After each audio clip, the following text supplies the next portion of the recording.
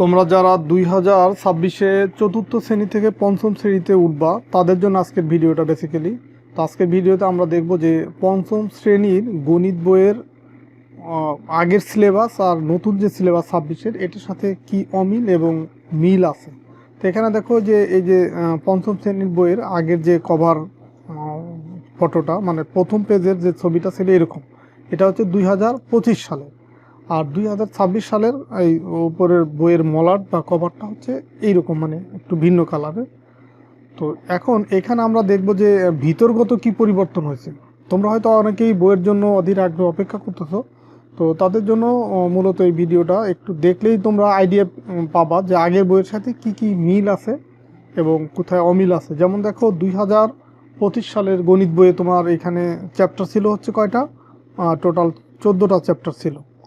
আর এই 2026-এ এখানে চ্যাপ্টার আছে কয়টা, 10টা চ্যাপ্টার আছে। তো এখানে কিছু কিছু চ্যাপ্টার নামে মিল আছে, হয়তো ভিতরগত কিছু চেঞ্জ আছে, আর কিছু আর কি মার্জ হয়ে গেছে, মানে দুইটা চ্যাপ্টার মিলে একটা হয়ে গেছে। যেমন দেখো এখানে আগের বইয়ের যে প্রথম যে চ্যাপ্টারটা ছিল গুণ, দ্বিতীয়টা ছিল ভাগ, আর এইখানে 26-এর এই গুণ এবং ভাগ এই দুইটা মিলে হয়ে গেছে একটা চ্যাপ্টার।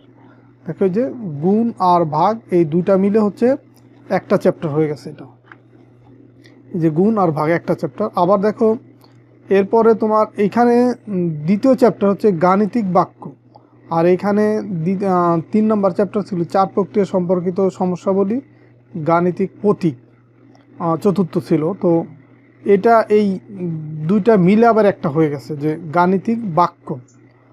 এই চার প্রক্রিয়া সম্পর্কিত সমস্যাবলী গাণিতিক প্রতীক এটা মিলে হয়ে গেছে গাণিতিক বাক্য। আর এইখানে 5 নম্বর চ্যাপ্টার ছিল কি গুণিতক ও গুণনীয়ক, এটা দেখো এখানে 3 নম্বর, নাম হুবহু মিল আছে, হয়তো ভিতরে চেঞ্জ আছে। দেন হচ্ছে দেখো এখানে ছিল কি ভগ্নাংশ, দশমিক ভগ্নাংশ, আলাদা আলাদা চ্যাপ্টার।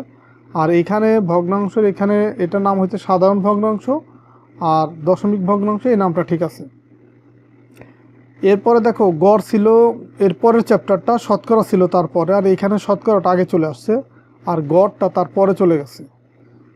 তারপরে দেখো এই এরপরে ছিল কি এখানে ছিল জ্যামিতি, এটা আবার পরে চলে গেছে, পরিমাপটা আগে চলে আসছে, মানে জ্যামিতিটা লাস্টে নিয়ে গেছে আর কি, এই যে এরপরে জ্যামিতি। তবে এখানেও কিন্তু জ্যামিতি চ্যাপ্টারটা ছিল।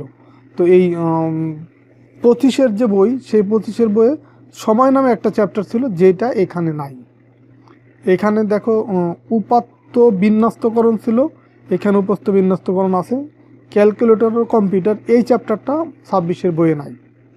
তো হয়তো বা এই যেগুলো এখান থেকে বাদ পড়লো এর টপিকসগুলো বা এর পড়াগুলো হয়তো কোনো না কোনো চ্যাপ্টারের ভিতরে এখানে আছে, বা নতুন কিছু আরও বিস্তারিত এখানে আসছে।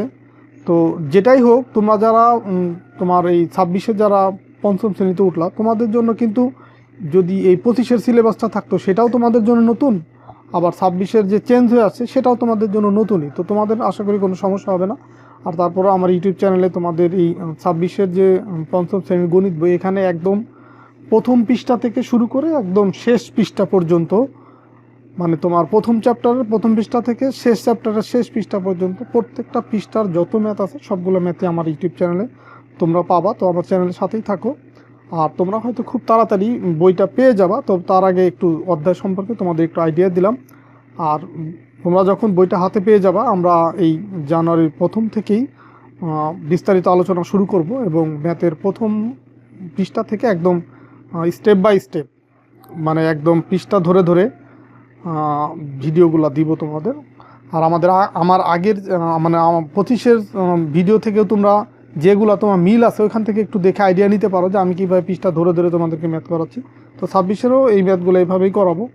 তো ঠিক আছে, সবাই ভালো থাকো, সুস্থ থাকো, আর নতুন বই পাওয়ার আগ পর্যন্ত একটু ওয়েট করো, তারপরে আমরা শুরু করব তোমাদের এই পুরা বইয়ের বিস্তারিত ম্যাথ।